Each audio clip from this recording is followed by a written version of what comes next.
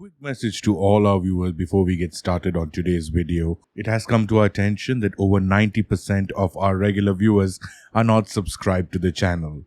We request you to please click the subscribe button and also the bell icon so that you can be notified when the next video from Mythology is out. The bigger the channel gets, the better the quality of videos that we do for you also gets. So please help us make some amazing videos by supporting the channel and clicking that subscribe button. Thank you. Now over to the video. Hello everyone and welcome to another episode of Mythology with your host Nitin Nair. Today we've decided to look into a hybrid that has really caught our imagination, and this comes to us from the Middle East and especially the erstwhile Persia or Iran. Now, Iranian and Persian hybrids have been a kind of fascination because they have a certain sense of danger to them while also sticking very close to the ethnic components of that region. Today we are going to be discussing about the Manticore. The Manticore, which literally means man-eater, is a fearsome hybrid creature that can be found both medieval and classical literature. It features a lion's body, a man's head, and a tail that can shoot poisonous darts. The Manticore is regarded as one of the most fearsome creatures depicted in bestiaries. Its origins can be traced back to Persia and India.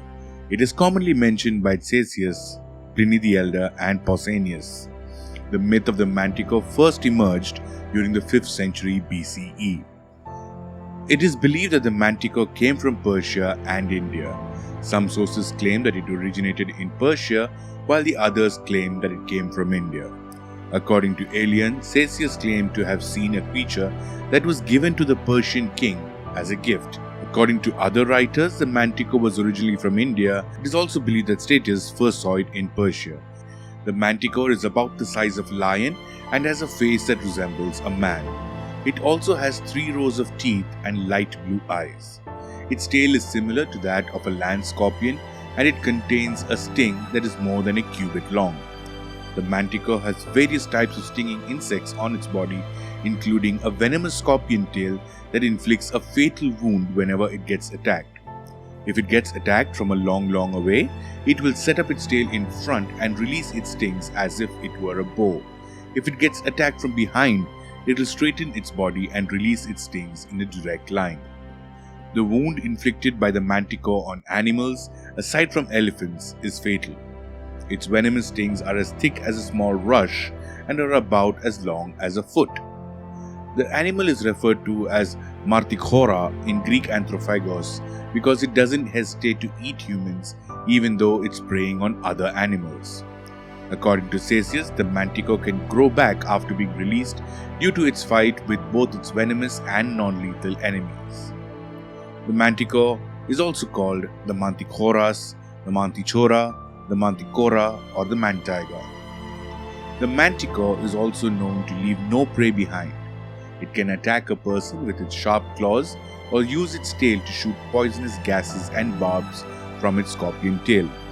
It can also bend back or stretch out after it releases the toxic substances.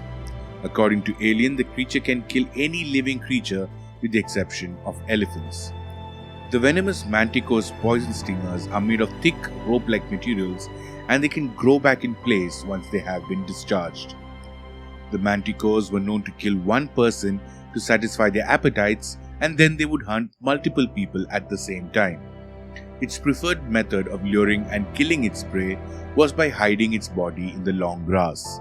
The Manticore's ability to scare people was demonstrated by how it would attack and kill them even before they knew what was happening. This showed how clever and cunning it was. Although humans were known to be a Manticore's preferred prey, they also hunted other animals such as lions. In modern fantasy books and games, the Manticore is featured prominently. In the first edition of Magic the Gathering, as well as the 1974 book Dungeons and Dragons, the creature can be found. In Rick Riordan's Percy Jackson and the Olympians, the main character Dr. Thorne can transform into a Manticore with a deadly scorpion tail. In Salman Rushdie's 1988 book The Satanic Verses, the animal featured prominently in the opening chapter. In Harry Potter, written by J.K. Rowling, the main characters encounter the creature in the book The Prisoner of Azkaban. In Harry Potter and the Goblet of Fire, Hagrid creates a new hybrid creature by breeding a Manticore with fire crabs. The Manticore has always been a source of imagination and extreme fantasy when it came to modern times. But the fact that such a creature was conceived by Iranian and Persian mythology shows us the kind of imagination and influence other mythologies from around the region have had on the culture of the Middle East. The Persians were notoriously known for coming up with really exotic creatures, and the fact that the Manticore had a lion and a scorpion and was also venomous points to the fact that there are much more dangerous creatures that we probably have not explored in their mythology.